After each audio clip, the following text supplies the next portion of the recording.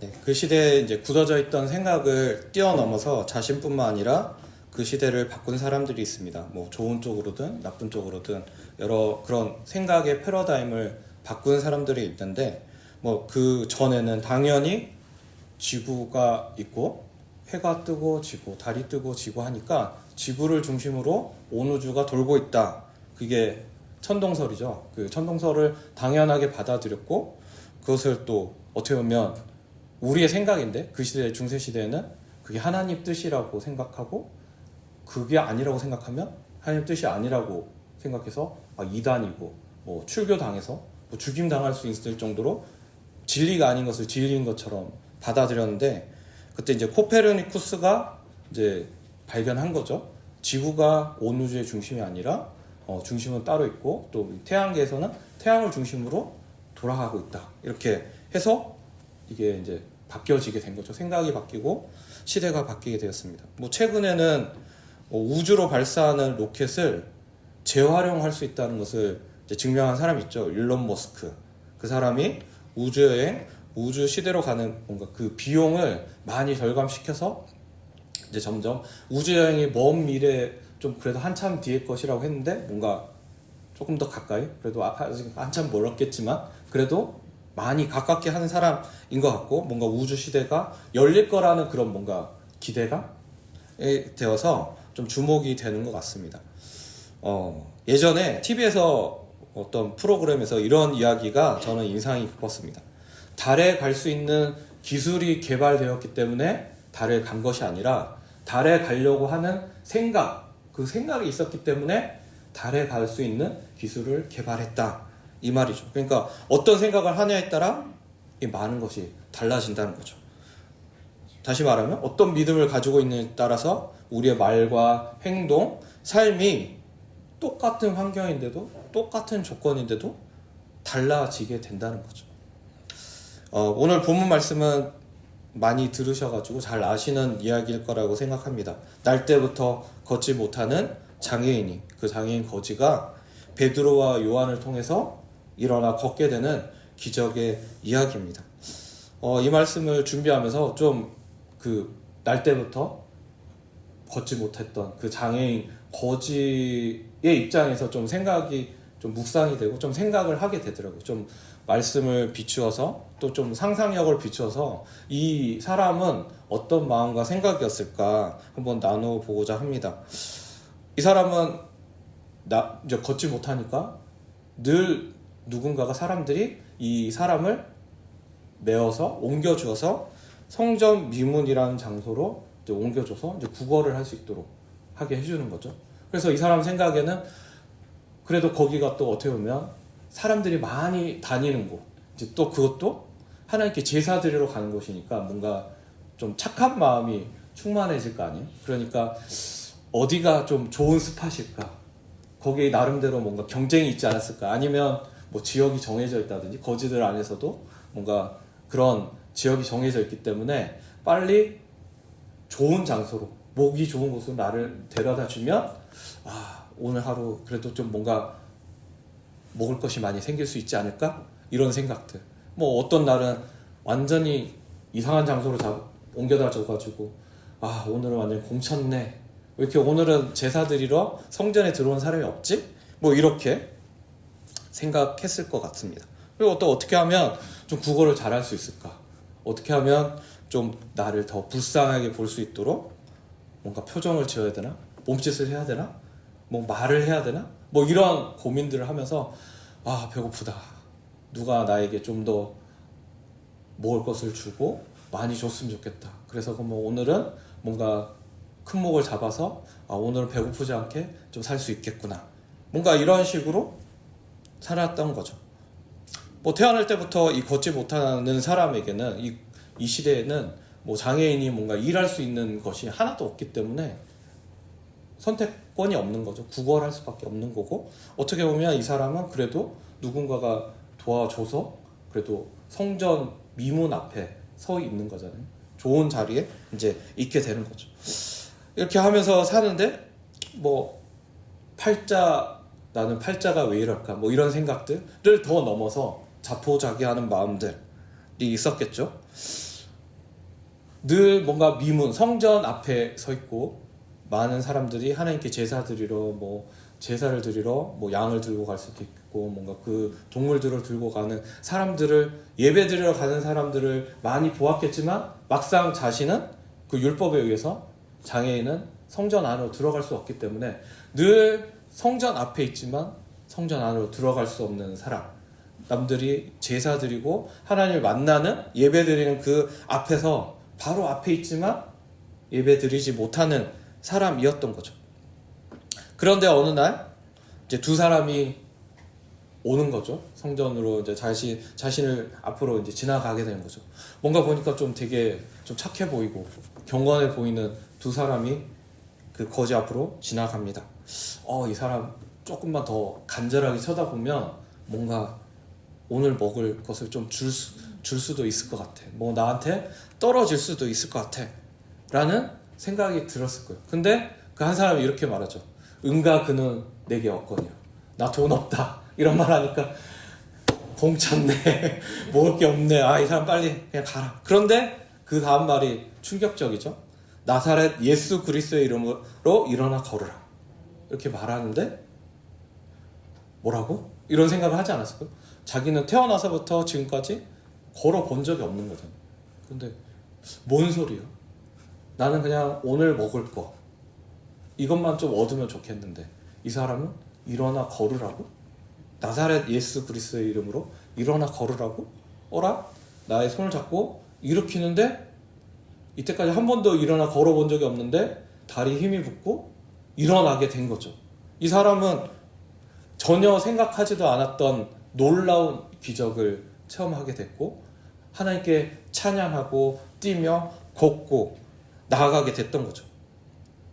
그리고 이때까지 수없이 매일매일 그 성전 앞에 그 미문 앞에서 남들이 제사 드리러 가는 거 예배 드리러 가는 걸 보긴 했지만 자기는 들어갈 수 없었던 내가 이제 정상인이 됐으니까 비장애인이 됐으니까 성전 안에 들어갈 수 있게 된 거죠. 그래서 장애인이 아니면 비장애인이면 성전에 들어갈 수 있기 때문에 이 사람은 일어나기 전과 후가 그 잠시의 순간의 차이로 이제 성전에 들어갈 수 있는 사람이 되었던 거죠. 다시 말해서 그 시대에 태어날 때부터 걷지 못한 이 장애인에게는 희망이란 단어가 없었던 거죠. 그냥 매일매일 그런 일시적인 필요, 자기가 생각하기에 그냥 이것이 최선이다.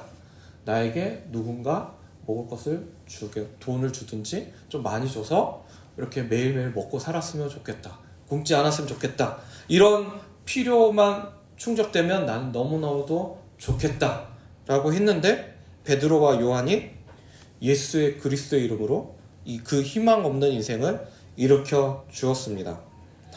일시적인 목마름을 해결하고자 했던 사마리아 여인을 예수님께서는 그 사마리아 여인을 만나시기 위해서 사마리아를 지나가야겠다라고 말씀에 적혀 있거든요. 그냥 우연히 간 게 아니라 그 사마리아 여인을 만나기 위해서 그 한 명을 만나기 위해서 예수님께서 찾아가셔서 그 사마리아 여인도 그렇잖아요. 물을 영원히 목마르지 않는 물을 주겠다고 하니까 제발 그거 나한테 주세요. 맨날 이렇게 매일매일 남들이 나를 차가운 눈으로 쳐다보고 이렇게 힘들게 살고 있고 남들이 물 들어오지 않는 그 뜨거운 대낮에 물 들어오는 이 비참한 인생이 되는데 물을 들어오지 않아도 되기만 하면 난 너무 좋겠는데 사마리아 여인이 원하는 건 그거였지만 예수님은 구원의 문제를 그 인생의 근본적인 문제를 해결해 주셨죠. 영원히 목마르지 않는 영생의 삶을 얻게 되었습니다. 또 38년 된 병자가 예수님을 만났을 때도 똑같죠. 그 사람은 38년 동안 그 베데스다라는 그 연못 앞에서 물이 돌아가기만 하면 그 먼저 들어간 사람 낫는다는 그런 전설 같은 이야기, 설화 같은 이야기, 그 환경에 놓여져 있는 거죠. 그래서 자기는 여기에 빨리 들어가야 되는데 근데 막상 현실은 들어갈 수 없고 이 경쟁 구도에서 이길 수가 없으니까 늘 빨리 가고 싶은데 나도 이 경쟁에서 이겨서 1등이 되면 내 병이 고칠 수 있을 것 같은데 막상 현실은 그럴 수가 없죠. 그렇지만 이거를 이 환경 시스템 안에 갇혀 있어서 여기서 벗어날 수는 없고, 이 경쟁 구도에서 이길 수는 없지만 이 경쟁 구도 안에, 사회 안에 갇혀 있는 희망 없는 인생이 예수님을 만나게 된 거잖아요. 예수님이 먼저 찾아가셨죠. 그리고 예수님께서는 이 38년 된 병자에게 낫고자 하느냐라고 하죠. 낫고 싶니? 그런데 이 사람에게는 뭔가 나을 수 있다는, 나으려면 자기가 생각하는 그 한계, 그 시대의 한계, 사회의 환경의 한계는 먼저 거기 1등을 해야 낫는 거잖아요. 그러니까 예수님한테 이렇게 말하는 거죠. 제가 먼저 들어가야 되는데, 제가 1등 해야 되는데 누군가가 먼저 들어갑니다. 저는 빨리 못 들어가는데 늘 그래서 낫지 못합니다. 그렇게 불평불만을 하잖아요. 그 모든 문제를, 그 환경과 시스템을 뛰어넘으시는 예수님이 눈앞에 있는데도 불평불만을 하고 있죠. 내가 원하는 방법, 내가 원하는 그 생각이 갇혀 있어가지고 예수님한테 고쳐주세요 이런 말을 하는 게 아니라, 제가 먼저 들어가야 되는데, 제 방법대로 돼야 되는데 안 됩니다, 이렇게 불평불만하고 있다는 거죠. 그렇지만 예수님께서 일어나 걸으라고 했더니 그 38년 된 병자가 일어나 걷게 되었죠. 본인이 원해서, 믿음이 있어서 이 선물을 받은 것이 아니었죠. 그래서 은혜인 거죠. 은혜로 받았죠. 제가 이제 전에 정승환이라는 가수의 사랑에 빠지고 싶다라는 노래를 들은 적이 있었습니다. 가사 내용이 좀 예수님이 없는 인생? 모르겠습니다. 그 가사의 전체적인 의미는 다를 수도 있는데 제가 들었을 때는 예수님이 없는 인생을 좀 표현한 것 같더라고요. 한번 그 가사를 일부만 한번 읽어보겠습니다. 운동을 하고 열심히 일하고 주말엔 영화도 챙겨보곤 해. 서점에 들러 책 속에 빠져서 낯선 세상에 가슴 설레지. 이런 인생 정말 괜찮아 보여. 난 너무 잘 살고 있어. 헌데 왜 너무 외롭다. 나 눈물이 난다. 내 인생은 이토록 화려한데 고독이 온다. 넌 나에게 묻는다. 너는 이 순간 진짜 행복하니? 어떻게 보면 겉으로 보기에는 성공한 것 같고 뭔가 잘 살고 있고 화려하게 살고 있지만 예수님이 아니고는 채울 수 없는 구멍에 힘들어하는 가사라고 저는 생각이 들었습니다. 뭐 이 사람들 뿐만이 아니라 우리들이 다 그런 영혼이죠. 우리가 뭐 사마리아 여인, 예수님 만났는데 예수님 못 알아봤을까? 왜 38년 된 병자는 낫고자 하는데 왜 낫고자 하느냐 했을 때 낫고 싶어요 이렇게 말하지 못했을까라고 쯔쯔쯔 하고 있지만 막상 우리도 그런 영혼이었다는 거죠. 본문 말씀에 나오는 날 때부터 걷지 못하는 그 장애인 거지나 아까 말했던 사마리아 여인이나 38년 된 병자나 그 모습이 우리에게 있었다는 거죠. 그런 영혼이었죠. 우리는 계속 이 세상의 시스템, 환경은 1등이 되라. 네가 1등하고 네가 공부 잘해서 좋은 대학교 가고 좋은 데 취업하면 너는 행복해질 수 있을까? 네가 돈을 많이 벌고 네가 뭔가 명예를 많이 얻고 뭐 성공하면 건물주가 되면 뭐 한강뷰가 보이는 그런 고가의 그 집을 가지고 있다면 너는 행복할 거야. 권력을 가지면 행복할 거야. 그런 이 시스템이 만들어온, 이 시대가 만들어오는 어떻게 보면 악한 영, 사단이 이렇게 말하고 있죠. 우리에게 계속해서 야, 네가 하고 싶은 대로 살아. 그게 네가 자유롭게 사는 것이고 예수님 좋은데 그냥 주일에 뭐 한 번씩 가고 또 한 번씩 주말에 또 여행도 가야지. 그 여행도 가는 게 얼마나 행복한 인생이고 또 돈 많이 벌어서 너 원하는 대로 살아야지. 남들보다 더 많은 돈을 벌고 뭔가 행복하게 보여 살아야지. 이런 식으로 계속해서 말하고 있다는 거죠. 근데 막상 현실은 그렇게 사시는 분도 계시겠지만 그렇게 살지 못하니까 늘 비참한 느낌이 들고 뭔가 패배자가 된 것 같고 내 만족은 채워지지 않는 그 사마리아 여인같이 그 오늘 본문에 나오는 그 날 때부터 걷지 못하는 그 거지의 모습이 우리의 모습이라는 거죠. 바닷물을 마시면 갈증이 더 심해지듯이 바닷물로 계속 갈증을 해결하려고 하니까 참 만족이 없게 되는 거죠. 그랬던 우리가 예수님을 알려고 하지도 않았고 믿으려고 하지도 않았고 그랬던 우리들을 예수님께서 먼저 찾아오셨다는 거죠. 그 예수 그리스도의 이름으로 우리가 일어나 걷게 되었다는 거죠. 이렇게 된 것에 우리에게 공로가 있습니까? 노력이 있었습니까? 아니죠. 본문에 나오는 그 장애인 거지처럼 거저 받았습니다. 자랑할 것이 하나도 없습니다. 그런데 우리가 그 장애인 거지가 일어나 걷게 되었을 때 하나님을 찬양하고 기뻐하고 예배했던 그 모습, 예수님 한 분만으로 예수의 이름으로 그 기뻐하는 모습이 우리에게 있는지 한번 돌아봤으면 좋겠습니다. 계속해서 이 세상의 흐름은 돈이 있어야 돼. 네가 하고 싶은 대로 살아야 돼. 뭔가 남들보다는 그래도 잘나야지. 뭔가 그런 세상의 흐름에 예수님 좋지만 예수님 말고죠. 이게 좀 더 있어야 되지 않아? 예수님 한 분만으로 만족하지 못하는 그 생각이 우리들에게 들어오고 있다는 거죠. 정말 내 참 기쁨과 참 만족이 예수님인지 아니면 다른 것인지 한번 돌아봤으면 좋겠습니다. 정직하게 하나님 앞에서 내가 무엇을 구하고 있는지, 정말 예수님 한 분만으로 하나님으로 만족하고 있는지 아니면 그렇지 않아서 내가 어떤 생각에 지금 날 때부터 걷지 못하는 그 거지처럼 뭔가 생각에 갇혀있고 뭔가 환경에 시스템에 갇혀 있다는 거죠. 그 갇혀 있는 게 무엇인지를 깨달을 수 있는 우리가 되었으면 좋겠습니다.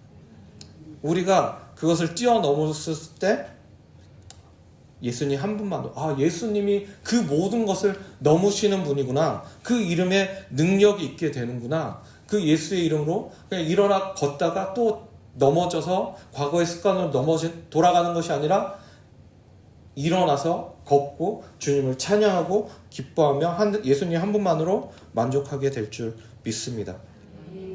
네, 오늘 본문 말씀 사도행전 3장에 나오는 베드로와 요한은 그럼 어떻게 그렇게 예수님께서 하신 것과 같은 놀라운 기적을 그 제자들이 지금 한 거잖아요. 지금 예수님께서 하신 게 아니라 예수님의 제자 베드로와 요한이 이 기적을 일으켰습니다. 우리가 복음서를 읽어보면 제자들의 전 모습을 잘 압니다. 담임 목사님께서도 전에 설교해 주셨듯이 제자들은 스승인 예수의 생각과 전혀 달랐고 이해하지 않았습니다. 예수님은 온 세상을 구원하시기 위해서 십자가의 길을 향해서 걷고 있지만 제자들은 예수님이 로마 제국으로부터 해방시켜줄 정치적, 군사적 왕이 될 것으로 기대했고 3년간 이렇게 열심히 따라다녔으니까 예수님이 능력을 행해서 이 로마라는 제국으로부터 해방시켜줄 이 새로운 유다 왕국에 내가 이렇게 3년 반 동안 예수님 옆에서 이렇게 붙어 있었는데 내가 이제 예수님 왕이 되면 내가 그 밑에 한 자리 할 수 있겠구나 라는 달콤한 그 생각에 욕심에 부풀어 있던 거죠. 예수님을 따르고 있다고 하지만 예수님의 제자라고 하지만 예수님과 생각을 뜻을 전혀 알지도 못했고 발견하려고 하지도 않았던 거죠. 예수님이 죽어야겠다고 하니까 베드로가 그러시면 안 됩니다 라고 막잖아요. 그러니까 예수님께서 사탄아 물러가라. 네가 나를 넘어지게 한다고 이렇게 말씀하시는 거잖아요. 막상 어이없게 예수님께서 체포되시고 십자가를 지시고 돌아가실 때 제자들은 어디에 있었죠? 다 도망가고 숨었습니다. 다 비겁한 겁쟁이였죠. 그랬던 제자들 베드로와 요한 똑같은 인물이잖아요. 오늘 사도행전 3장에서는 전혀 다른 사람이 되었던 게 무엇 때문이었나요? 사도행전 2장에 나와 있듯이 오순절 날에 성령이 임하셨기 때문입니다. 성령이 강림하셨습니다. 네, 이 표어처럼 성령의 능력으로 부흥하는 교회가 되는 거죠. 성령이 임하시면 우리에게 임하시면 갇혀있는 것을 뛰쳐나오고 우리의 생각이 우리의 모든 것들이 우리는 연약한 인간이라서 이 세상의 생각의 흐름에 이 생각의 이 사회의 시스템 안에서 갇혀버릴 수밖에 없는 우리지만 성령님께서 임하시면 우리가 그것을 뛰어넘게 될 줄을 믿습니다.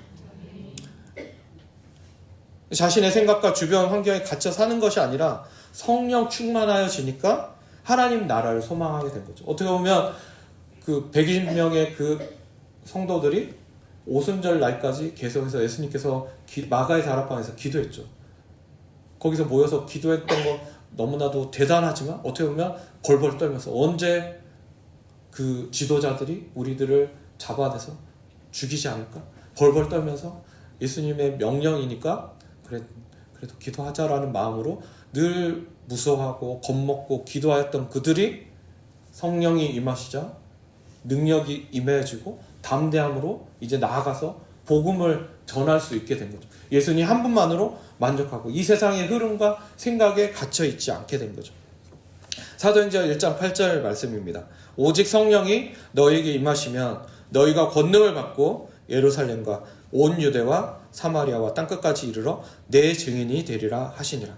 예수님께서 승천하시면서 하신 말씀이고 사도행전의 주제의 말씀이죠. 이 말씀대로 예루살렘, 온 유대, 사마리아, 땅끝까지 복음이 전해지는 내용이 사도행전이고 그 시작이 성령이 임하셨기 때문에 겁쟁이 제자들이 예수님을 부인하고 도망쳤던 그들이 담대히 나아가고 예수님의 이름의 능력으로 이 병자들을 치료하고 복음을 전하게 돼서 온 세상에 복음을 전하고 교회를 세우게 된 것이죠. 이 말씀이 이사야 61장 1절에서 3절 말씀에 예언되어 있습니다. 이사야 61장 1절에서 3절 말씀 읽어보겠습니다. 주 여호와의 영이 내게 내리셨으니 이는 여호와께서 내게 기름을 부으사 가난한 자에게 아름다운 소식을 전하게 하려 하심이라. 나를 보내사 마음이 상한 자를 고치며 포로된 자에게 자유를, 갇힌 자에게 노임을 선포하며 여호와의 은혜의 해와 우리 하나님의 보복의 날을 선포하여 모든 슬픈 자를 위로하되 무릇 시온에서 슬퍼하는 자에게 화관을 주어 그 죄를 대신하며 기쁨의 기름으로 그 슬픔을 대신하며 찬송의 옷으로 그 근심을 대신하시고 그들이 의의 나무 곧 여호와께서 심으신 그 영광을 나타낼 자라 일컬음을 받게 하려 하심이라. 아멘.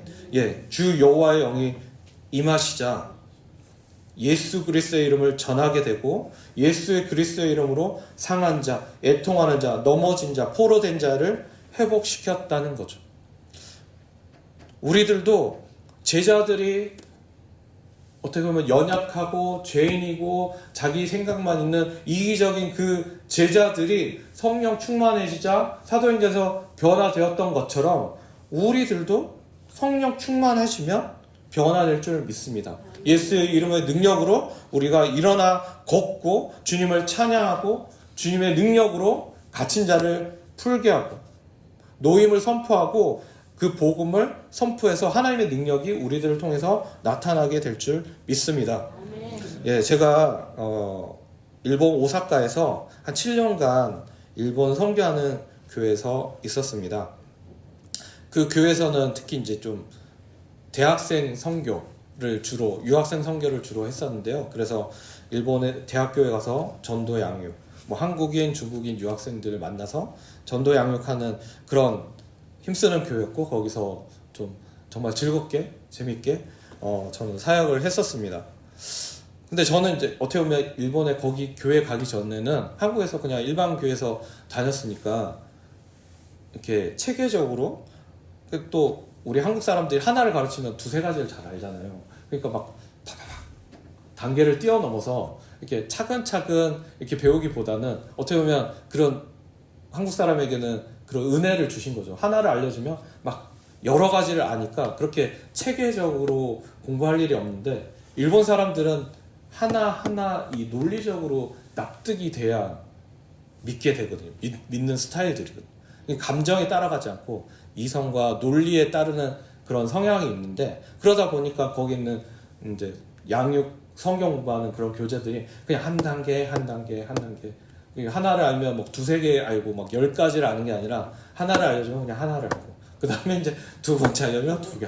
이렇게 어떻게 보면 한국 사람 입장에서는 답답한데 그렇게 하나하나 차근차근 알려주는 거니까 저도 이제 그걸 배워서 차근차근 알려주게 됐죠. 그러니까 제 입장에서는 야, 이렇게 차근차근 알려주면 믿음이 생길 수밖에 없겠다.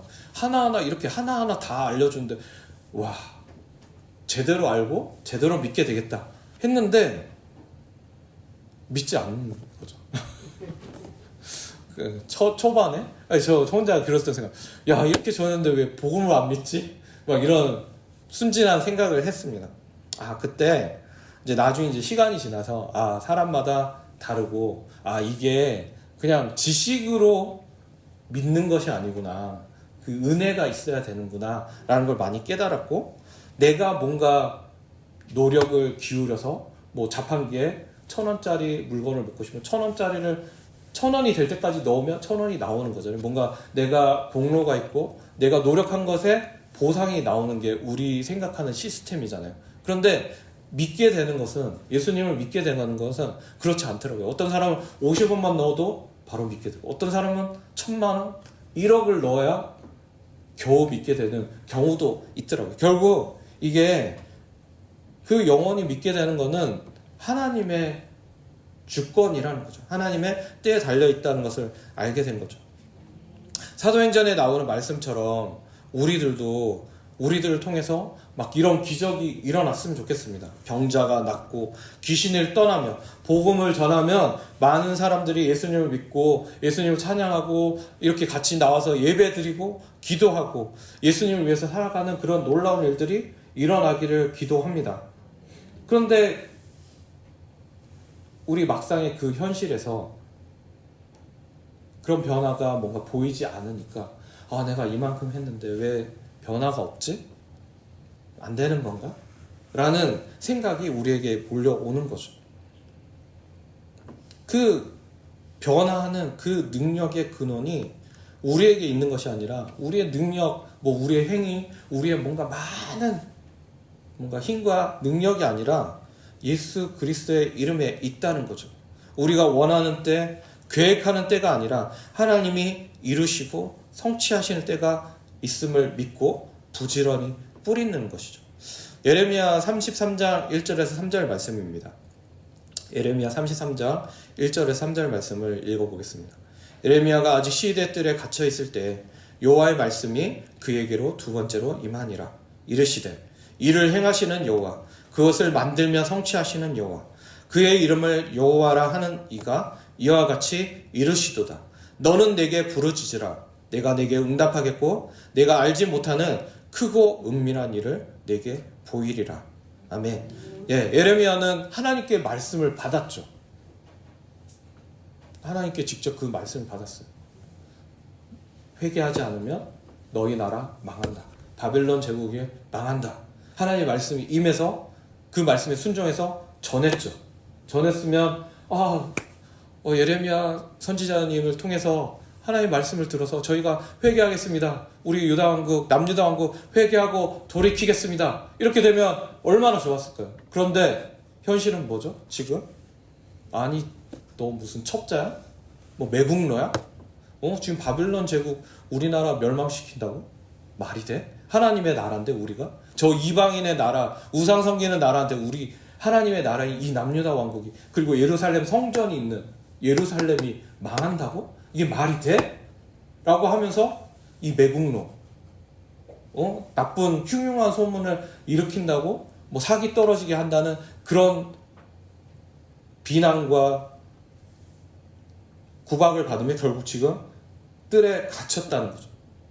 예레미야 입장에서는 어떨까요? 하나님의 말씀을 받아서 전했습니다. 그러면 좋은 결과가 일어나야 되잖아요. 우리가 생각하기에는 열매가 맺혀지고 우리가 생각하는 때 열매가 맺혀야 되는데 현실은 오히려 더 구박받고 박해당하고 지금 오히려 감옥에 갇혔습니다. 그때 하나님께서 말씀하셨다는 거죠. 일을 행하시는 여호와, 그것을 만들며 성취하시는 여호와, 그의 이름을 여호와라는 이가 이와 같이 이르시도다. 너는 내게 부르짖으라. 내가 네게 응답하겠고 내가 알지 못하는 크고 은밀한 일을 네게 보이리라. 어떻게 보면 예레미야 인생은 참 불쌍하죠. 눈물의 예언자고 나라가 망한다고 예언했고 그 망한다고 예언한 그대로 나라가 망하는 거를 봤잖아요. 하나님의 말씀이 임했다고 해서 자기 나라가 망했는데 그걸 좋아할 사람이 어디 있겠어요. 근데 이거 봐라, 너희들 그렇게 회개 안 하더니 꼴 좋다 이랬을까요? 그러지 않았을 것 같아요. 너무나 가슴이 아팠고 슬펐을 것 같아요. 이 사람들이 돌이켜서 우리나라가 망하지 말아야 되는데 하나님께로 돌이켜야 되는데 그러지 못하고 있고 결국 망하는 거라. 얼마나 슬펐을까요? 그렇지만 그 예레미야 선지자를 통해서 70년 뒤에 다시 회복한다는 말씀도 주셔서 그 말씀대로 행하시는 것을 그 뒤에 있는 사람들이 보게 되었죠. 어떻게 보면 예레미야는 이 자기가 살아가는 그 세상 속에서 뭐 회복, 열매 이런 걸 하나도 못 봤지만 믿음으로 받고 그 하나님의 때에 이루시는 것을 천국 가서 받겠죠.